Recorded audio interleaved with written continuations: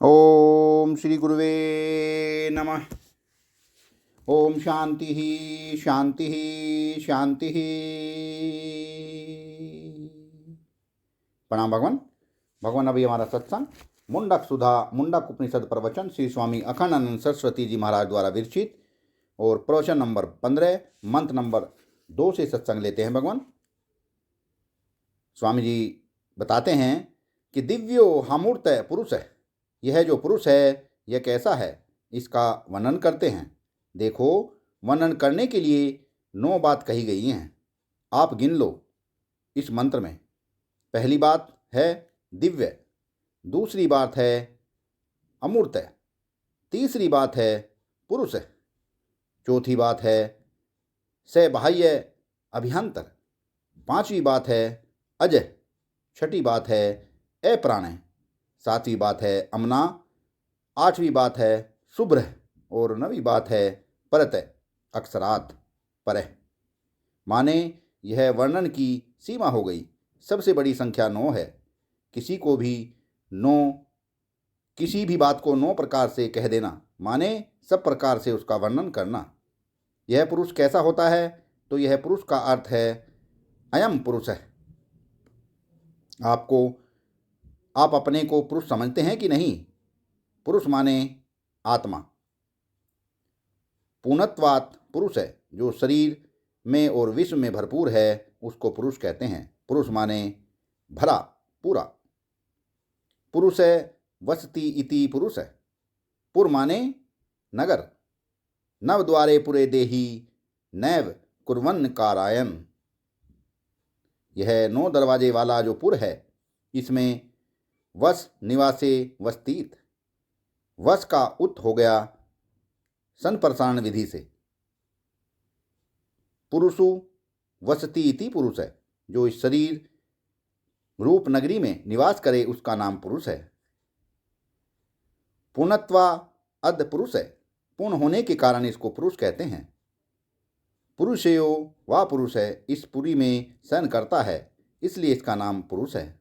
यह सपना देखता है सोकर, यह निद्रा का अनुभव करता है सोकर, यह जगत में भी भरपूर रहता है, इसलिए इसका नाम पुरुष है।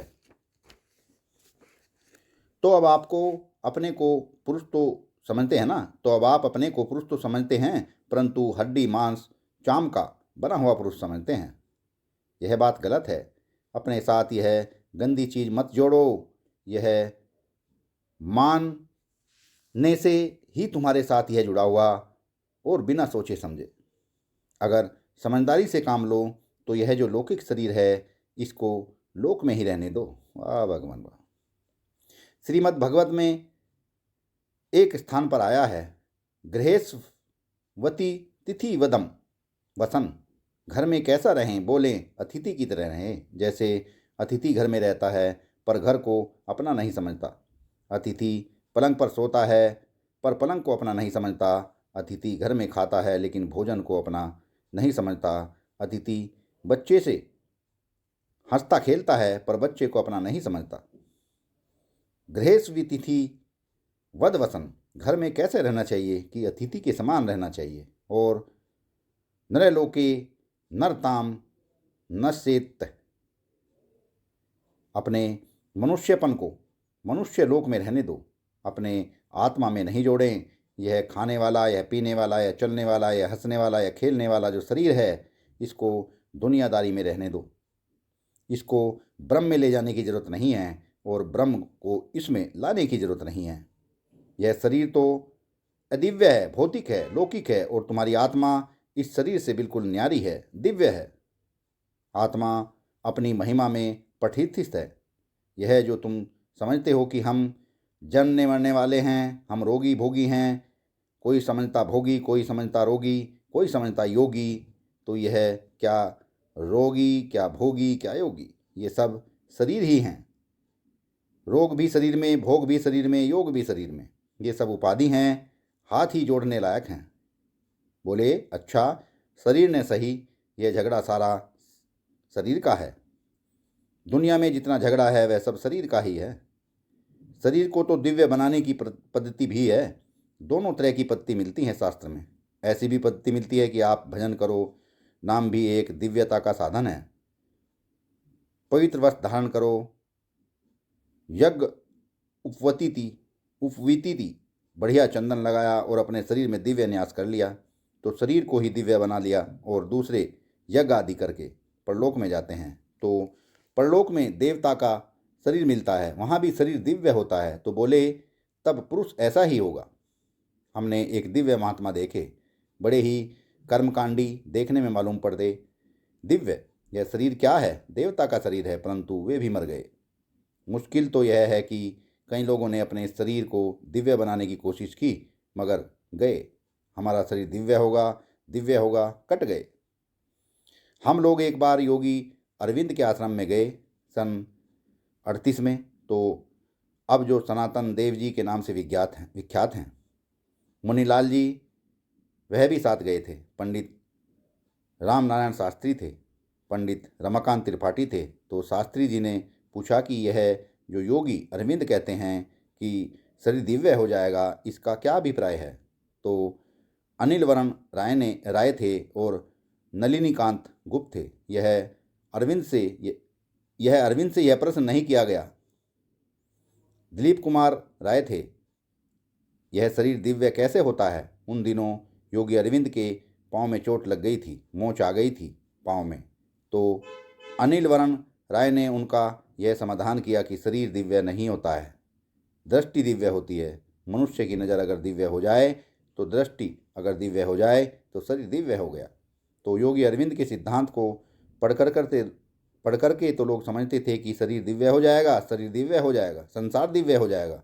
वे कहते थे धरती आसमान भी दिव्य हो जाएगा। तो शास्त्री जी का यह प्रश्न था कि ये बच्चे पैदा होंगे तो दिव्य कैसे होंगे? शरीर में से मन निकलेगा और ये जेल में बंधे हुए बच्चे पैदा होते हैं, उनमें पीव लगी रहती है, मांस लगा रहता है, यह सब दिव्य होने का अर्थ है? कैसे सृष्टि दिव्य हो जाएगी? तो शास्त्री जी तो गीता प्रेस के सबसे बड़े पंडित थे। हम गीता प्रेस के पंडित नहीं थे, हम तो कल्याण परिवार के सदस्य थे। हम तो कल्याण के संपादन विभाग में रहते थे। गीता प्रेस में तो हमारा नाम ही नहीं। नारायण उनका यह समाधान किया, शरीर दिव्य नहीं होता है, दुनिया दिव्य नहीं होती है। दृष्टि जिसकी दिव्य हो गई, उसके लिए सब दिव्य हो गया।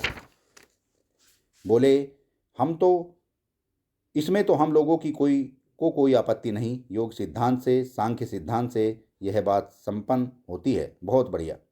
तो दिव्य होने पर भी किसी का ख्याल रहता है कि कोई मूर्ति अपनी बनी रहेगी, मैं कैसा होऊंगा। आप देखो, जैन सिद्धांत में ऐसा मानते हैं, अपने वैष्णवों के भक्ति सिद्धांत में ऐसा मानते हैं कि जब आत्मा दिव्य हो जाती है, तो भक्त लोग जो मानते हैं कि एक दिव्य शरीर मिलता है, उसमें हाथ होता है, पाँव होता है, आँख होती है, जीभ होती है, वह दिव्य होता है और वह भगवान के धाम में भगवान की सेवा में रहता है अथवा स्वर्ग आदि लोकों में रहता है। बोले नहीं, मूर्ति वाले दिव्य का वर्णन नहीं करते, हम वर्णन नहीं करते, अमूर्त का वर्णन करते हैं। जैसे जैन सिद्धांत में निरूपण करते हैं कि अष्टादश दूषण की निवृत्ति होने के बाद सम्यक चरित्र, सम्यक संकल्प, सम्यक समाधि से अष्टादश दूषण की वृत्ति होने के बाद जीव बिल्कुल निर्मल, उज्ज्वल, अष्टादश दूषण रहित तीर्थाकर हो जाता है। तो यहाँ जो वर्णन है वह परीक्षण मूर्ति का वर्णन नहीं, अमूर्त का वर्णन है, जिसमें मूर्ति नहीं होती, भौतिक शरीर नहीं होता और मूर्ति माने आकार कोई नहीं होता, और पुरुष आत्मा वह पुरुष है। सत्संग को विराम देते हैं भगवान, आगे का सत्संग कर लेंगे। प्रणाम भगवान।